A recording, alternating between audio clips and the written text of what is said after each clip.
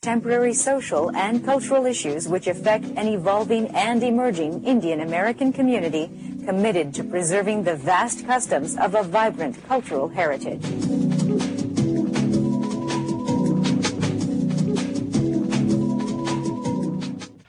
Welcome to Darshan America, folks. We come to you from Washington, D.C. My name is Ramesh Bhutani. And I'm Astha Verma. So President Obama has declared that he's running for re-election, and under the stress of Republican submission, Paul Ryan submitted his vision of the budget for the next 10 years, and President Obama felt that he needs to do one better. He came out with his 10-year budget vision, and I want to tell you, this budget reflects something that I am now very fond of, which is obligatory, mandatory, that we must take care of people at all stages of life. I really don't think so. I think we need to make absolutely certain they get a great education. You know, and yes, calamities, yes, unemployment for a little while, and others, but not that, hey, you made money, you're rich, now you should pay to the poor people. I think this class war, I don't like that. Well, it's interesting that he would propose this in a federal budget. You know, usually these kinds of responsibilities are left to the states. Yes. But I think the problem here is that because the states are so different demographically and they lean so different between the Republicans, the Democrats, the Tea Party, that you wouldn't have any kind of uniform policy amongst the states. So he perhaps is trying to instill that by putting it in the federal budget. But as you said, there's a lot of people that just simply disagree philosophically with it's an anti-capitalism, really, in some ways. And, you know, it's a political budget. It is not a mathematical budget. The deficits are unsustainable. I think we all do understand that. I think the problem here with the president, he's got a couple of problems. One, the limelight was stolen away from this whole budget exercise for the president by Paul Ryan. Even though Paul Ryan's budget bill has issues. It has its own arithmetic problems. Yes. It has lots of ideas that are just wild out there in comparison to where the rest of the country is on those topics. But what he did do was he came out of the gate first. He laid the gauntlet down, as we said last week, and that forced President Obama to then have to present something that at least what he was hoping for would come across as more rational. If Paul Ryan got out there first, but he was way out there in left field with his ideas, I think the president was hoping to come across as rational and sane and with a plan that's more put together. But I think what happened instead, what I'm sensing, is that the president actually didn't come across as a leader or as someone who is driving this whole thing forward. It almost is like he's a passenger in the bus on this whole budget issue as opposed to driving the bus, which he needs to do.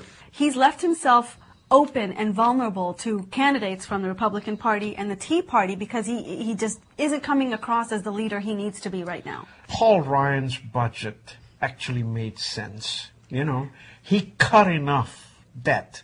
Remember, even with Paul Ryan's budget, you don't get to balance the budget for more than 30 years. But President Obama's budget didn't even say when the budget is going to be balanced. It was all political. You know, this week, particularly, two things happened that brought it into sharp focus.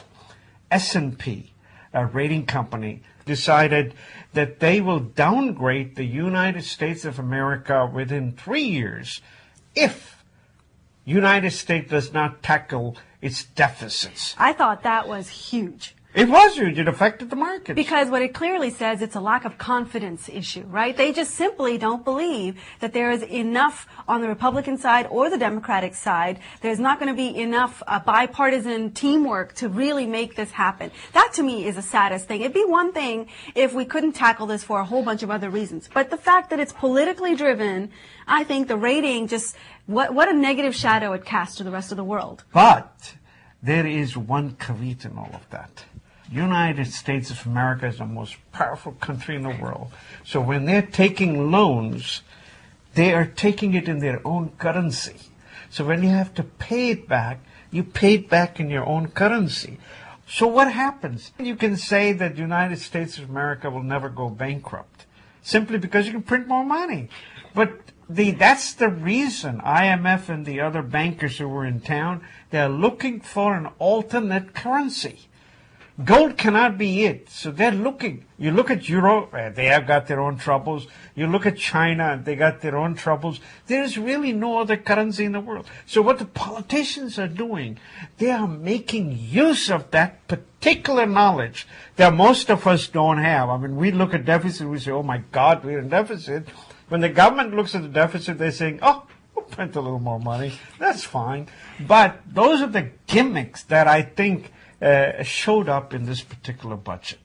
Well, I think the president did himself a disservice because this was an opportunity for him to step up. And I think the country has been waiting for him since he took office to be the leader that he had promised us he was going to be. And we have seen elements of his leadership come through.